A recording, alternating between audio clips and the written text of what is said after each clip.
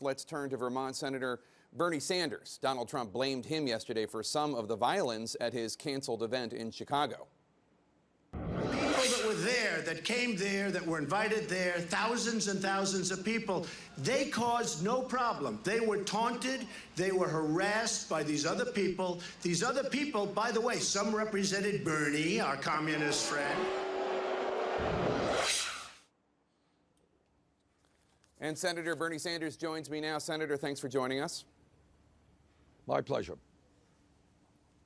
So Donald Trump said Saturday that some of the people who disrupted his rally in Chicago, quote, represented Bernie, our communist friend. You just heard him say that. And then this morning, he issued something of a warning to you on Twitter. He wrote, Bernie Sanders is lying when he says his disruptors aren't told to go to my events. Be careful, Bernie, or my supporters will go to yours. What's your response, sir?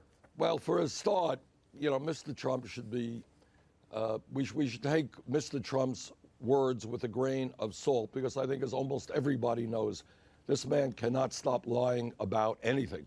To call me a communist is a lie.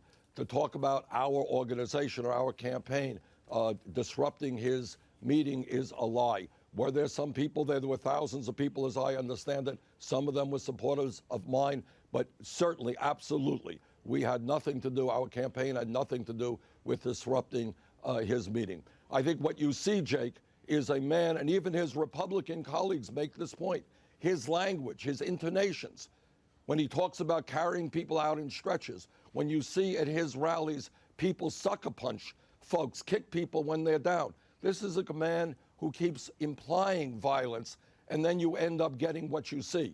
So I think that he, in fact, has got to tell his supporters that in the United States of America, you don't go beating up people, that people have a right to peacefully protest, and I hope that becomes the tone of his campaign. But I will also say this. I think Trump is getting nervous because he is seeing in virtually every national poll, last NBC poll, we were 18 points ahead of them. Statewide polls, we are way ahead of them. People in America know that we cannot have a president like Trump who insults Mexicans, who insults women, who insults Muslims, who insults veterans and John McCain. People are catching on to Donald Trump. That's why he's getting reckless. So the group People for Bernie, which I understand is not an official campaign group, but it is a group of your supporters, they were claiming at least partial credit for shutting down the Trump rally, that it wasn't just luck. This is a tweet of theirs. It took organizers from dozens of organizations and thousands of people to pull off. Great work. Now, I get protesting, but the goal here of these protests seemed to be to stop the rally from happening, and I'm wondering if you have any concerns about supporters of yours stopping Donald Trump from exercising his First Amendment right to speak. Jake, no, I agree. Look, you've just indicated there were many, many, many organizations. We learned about this when we saw it on television. Our campaign had nothing to do about it. I think people have the right to protest. I do not like people disrupting anybody's meetings, and I would hope that my supporters will not disrupt meetings. To protest is one thing, to disrupt is something else. But once again, Trump is not telling the truth. It should not surprise anybody. He very rarely tells the truth when he says that our campaign disrupted his meeting. It was not. We have millions of supporters, and people do things, but it was not our campaign. But just to be clear, any violence, any disruption that is inappropriate from any of your supporters, you denounce, and you would tell your supporters not to do that? Absolutely. But I also think, and again, this is not just me talking, this is people in the Republican Party. As I understand it, Jake, Donald Trump's own campaign manager is now up on charges for assaulting a female reporter, bruising her. I mean, this is a campaign whose rhetoric, whose people now, because I think of that rhetoric, are leaning too much in the direction of violence. And Trump himself, I think, is the primary cause of this. He has absolutely got to tone it down. Let's turn to the race here in Ohio for the Democratic presidential nomination. Your rival, Hillary Clinton, went after you this weekend on the issue of health care reform. Take a listen. We're going to pull together and stand up against those powerful forces. And I always get a little chuckle when I hear my opponent talking about doing it. Well, I don't know where he was when I was trying to get health care in '93 and '94, standing up against the insurance company, standing up against the drug companies. Well, what's your response? And more broadly, what did you think of Hillary Clinton's management of the health care reform effort in the 90s?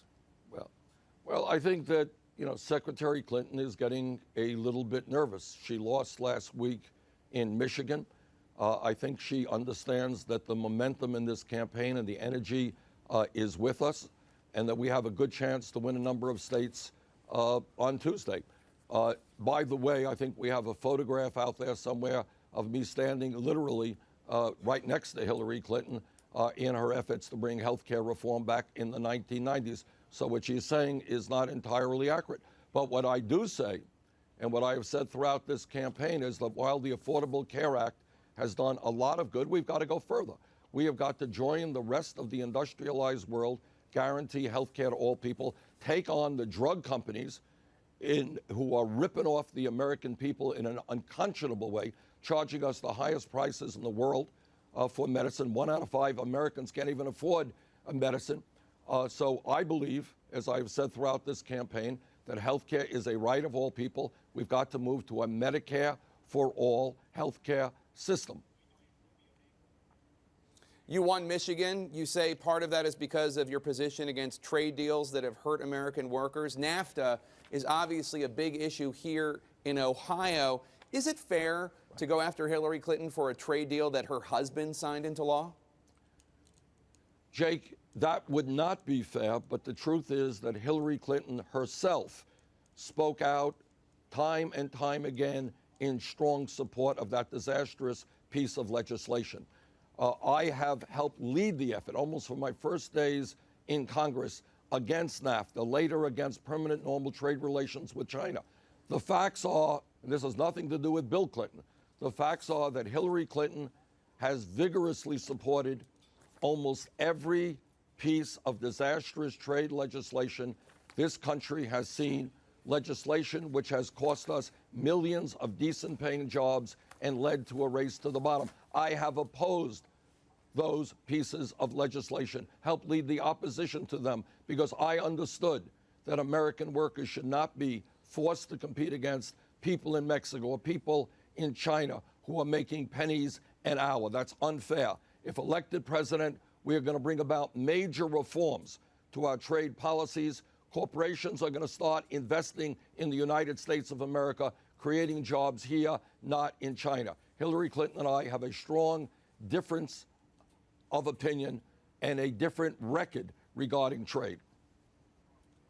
Hillary Clinton provoked something of a backlash on Friday from some of her supporters in the LGBT community after she praised Nancy Reagan's work on HIV and AIDS. Take a listen.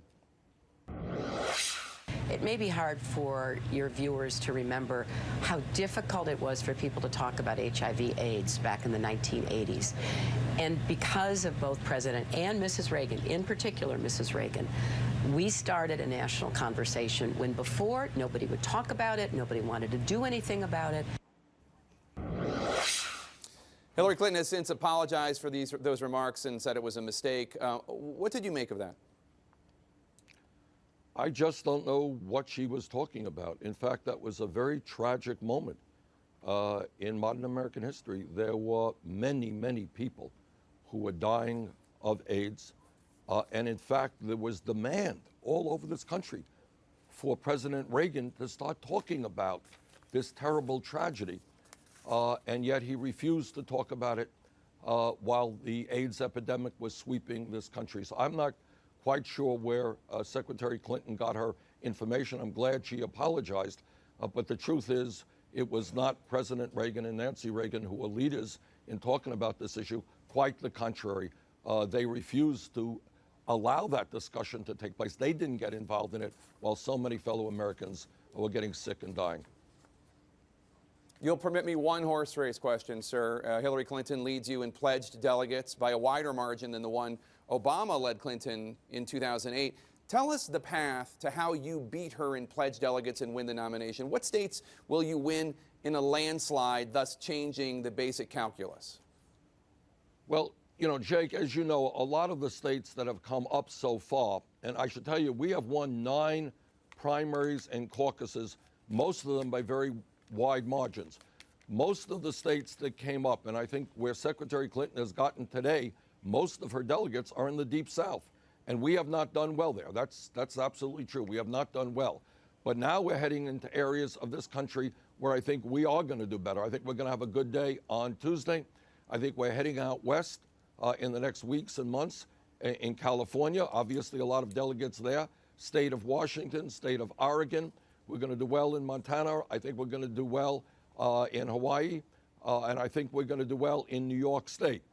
And adding that up, there are a lot of delegates there. Also, Jake, I would say that as the campaign progresses, and if we do well in a number of states, and if the general sentiment becomes that Bernie Sanders is the candidate who will defeat Donald Trump, and all of the polls, virtually all of the polls, have me doing better against Trump than Hillary Clinton, I think a lot of those superdelegates who are today pledged to Hillary Clinton may say what's most important is defeating Trump or the Republican nominee.